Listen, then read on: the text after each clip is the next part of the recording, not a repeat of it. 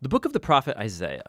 Isaiah lived in Jerusalem in the latter half of Israel's kingdom period, and he spoke on God's behalf to the leaders of Jerusalem and Judah. He spoke, first of all, a message of God's judgment. He warned Israel's corrupt leaders that their rebellion against their covenant with God would come at a cost, that God was going to use the great empires of Assyria and after them Babylon to judge Jerusalem if they persisted in idolatry and oppression of the poor.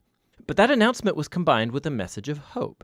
Isaiah believed deeply that God would one day fulfill all of his covenant promises, that he would send a king from David's line to establish God's kingdom, remember 2 Samuel 7, that he would lead Israel in obedience to all of the laws of the covenant made at Mount Sinai, remember Exodus chapter 19. And all of this was so that God's blessing and salvation would flow outward to all of the nations, like God promised to Abraham in Genesis chapter 12. And it's this hope that compelled Isaiah to speak out against the corruption and idolatry of Israel in his day.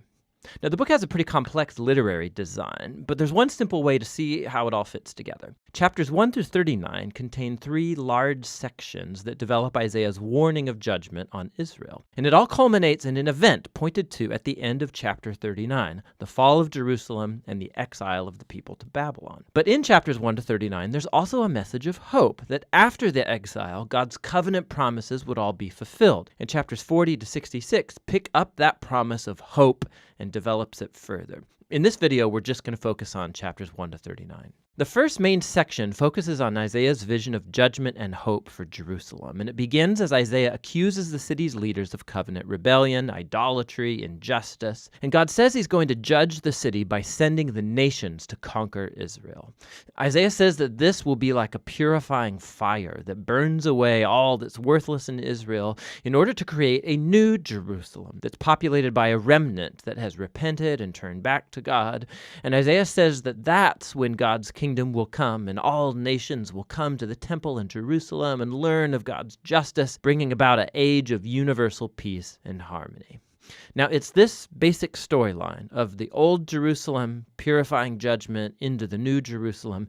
This is going to get repeated over and over throughout the book, getting filled in with increasing detail.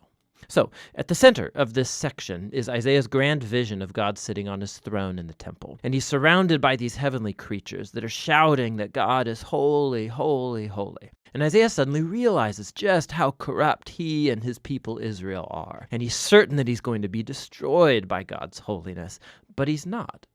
God's holiness, in the form of this burning coal, comes and burns him, but not to destroy. Rather, it purifies him from his sin. And as Isaiah ponders the strange experience, God commissions him with a very difficult task.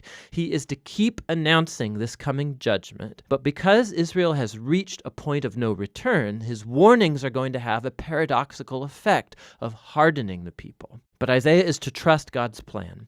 Israel is going to be chopped down like a tree and left like a stump in a field. And that stump will itself be scorched and burned. But after all of that burning, God says that this smoldering stump is a holy seed that will survive into the future. It's a small sign of hope, but who or what is that holy seed? The rest of this section offers an answer. Isaiah confronts Ahaz, a descendant of David and a king of Jerusalem, and he announces his downfall. God says that it's the great empire of Assyria who will first chop Israel down and devastate the land, but there's hope. Because of God's promise to David, he's going to send, after this destruction, a new king named Emmanuel, which means God with us. And Emmanuel's kingdom is going to set God's people free from violent, oppressive empires. And Isaiah describes this coming king as a small shoot of new growth that will emerge from the old stump of David's family. It's this king that's the holy seed from chapter 6. And the king is going to be empowered by God's Spirit to rule over a new Jerusalem and bring justice for the poor, and all nations will look to this messianic king for guidance. His kingdom will transform all creation, bringing peace. Now, you finish chapters 1 through 12 with a pretty good understanding of Isaiah's message of judgment and hope. But when will this all happen? Isaiah saw another empire arising after Assyria, and that's Babylon, who would also attack Jerusalem and actually succeed in destroying it. And that brings us into the next sections of the book.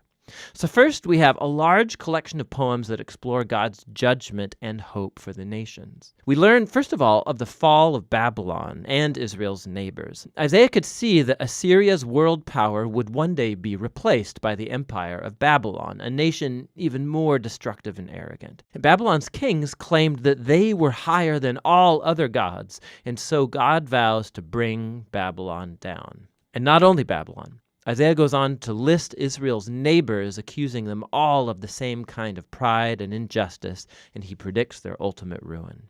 But remember, for Isaiah, God's judgment is never the final word for Israel or the nations.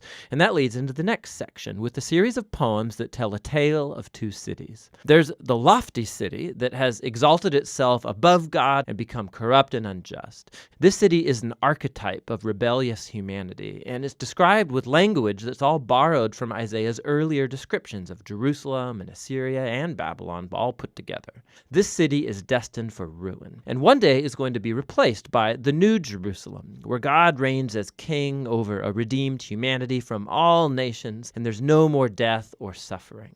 These chapters are the climax to this section, and it shows how Isaiah's message pointed far beyond his own day. It was a message for all who are waiting for God to bring his justice on violent, oppressive kingdoms and bring his kingdom of justice and peace and healing love.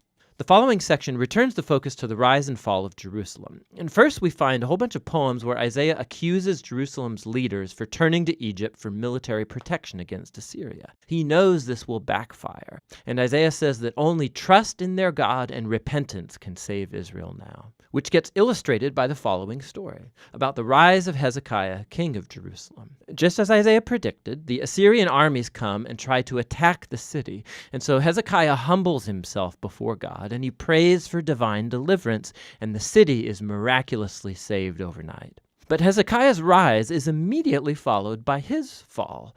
So he hosts a delegation from Babylon, and he tries to impress them by showing everything in Jerusalem's treasury and temple and palaces. It's clearly an effort to make another political alliance for protection. Isaiah hears about this, and he confronts Hezekiah for his foolishness. He predicts that this ally will one day betray him and return as an enemy to conquer Jerusalem. And we know from 2 Kings chapters 24 and 25 that Isaiah was right. Over 100 years later, Babylon would turn on Jerusalem, come and destroy the city, its temple, and carry the Israelites away to exile in Babylon. And so all of Isaiah's warnings of divine judgment in chapters 1 to 39 lead up to this moment. He's shown to be a true prophet because it all came to pass like he said. But remember, the purpose of God's judgment was to purify Jerusalem and bring the holy seed and messianic kingdom over all nations. And it's that hope that gets explored in the next part of the book. But for now, that's what Isaiah chapters 1 to 39 are all about.